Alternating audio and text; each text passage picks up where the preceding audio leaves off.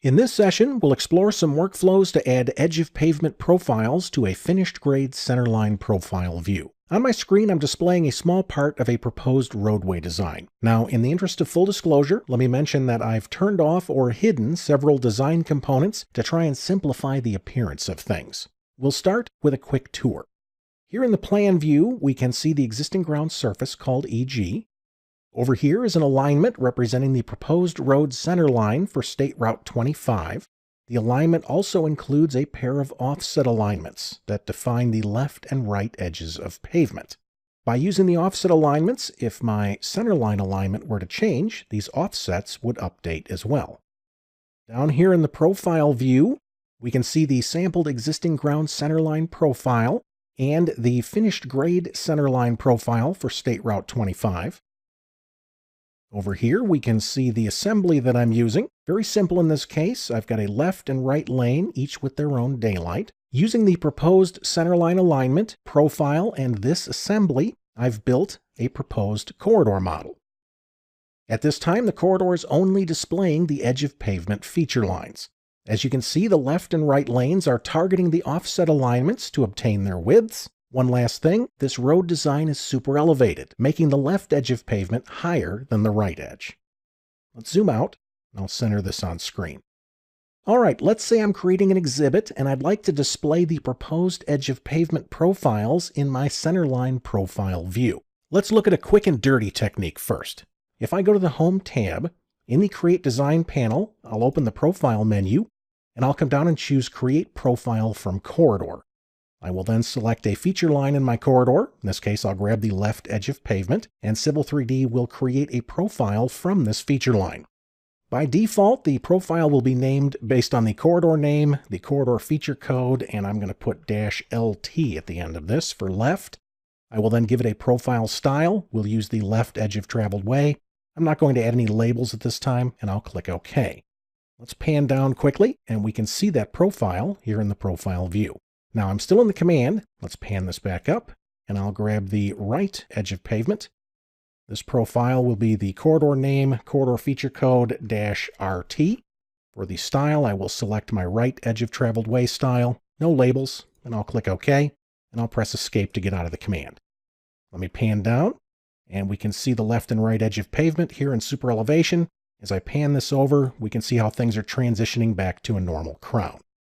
As you can see, in just a couple clicks, I was able to display those profiles in my profile view. This is a great technique to use when you need to create a one-off exhibit or do a quick design review. I say that because profiles created this way are static, meaning they won't update if your design changes. Next, we'll look at a technique that requires a couple more steps, but will give us profiles that are dynamically linked to the proposed design.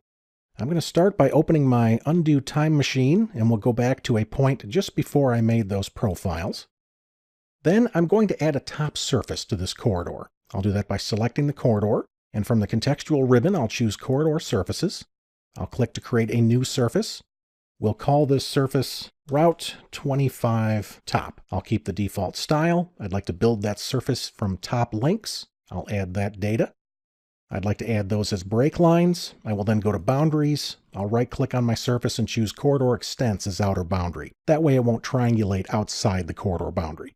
When finished, I'll click OK, and we can see that surface on screen. Now, for the purpose of this example, we don't need to see the surface, so I'm going to hide it. I'll do that by selecting it. I'll go to the Properties palette, and we'll change its style to No Display. I'll press Escape when finished. Let's pan things over, and I'll zoom in. From a horizontal perspective, my lane edges are tied to these offset alignments, which are dynamic to the center line. From a vertical perspective, we just created a top surface, which is dynamic to the corridor model. I'm going to use these alignments to sample surface profiles from that top surface. We'll start with the left edge. I'll select the alignment, and from the Launchpad panel, I'll choose Surface Profile. I'd like to use that alignment to sample the Route 25 top surface. I'll click Add. I'll choose Draw in Profile View, Create Profile View, and then I'll place this profile over to the right. This profile represents the left edge of pavement. Let's rename it. I'll do that by selecting it. I'll go to the Properties palette, and in the name field, I'll just call this 25-EOP-left. When finished, I'll press Escape. Now we'll take care of the right edge. I'll select the right offset alignment. We'll create a surface profile. I'll sample the top surface. I'll click Add, Draw in Profile View, Create Profile View, and I'll place this profile view down below. There's the profile for the right edge of pavement. We'll rename this. I'll do it by selecting it. We'll go to the Properties palette, and we'll call it 25-EOP-right. And I'll press Escape. Next, I'll superimpose these profiles into my main profile view. We'll do that by selecting the profile view, and from the contextual ribbon, I'll choose Superimposed Profile. I'll select the left edge of pavement first, and then I'll select my desired profile view. I'm going to keep the defaults for the limits and accuracy, and I'll click OK. Let's press Escape, and if I zoom in, we can see that profile has been superimposed. Let's change the style. I'll do that by selecting it. We'll go to the Properties palette, and for Style, I'm going to choose the Left Edge of Traveled Way style, and I'll press Escape. Let's select this profile view again. I'll choose Superimposed, and I'll grab the right edge of pavement this time, and I'll place it in this view. We'll keep the defaults and click OK. I'll press Escape. We now have the right edge of pavement profile. I'm going to change its style.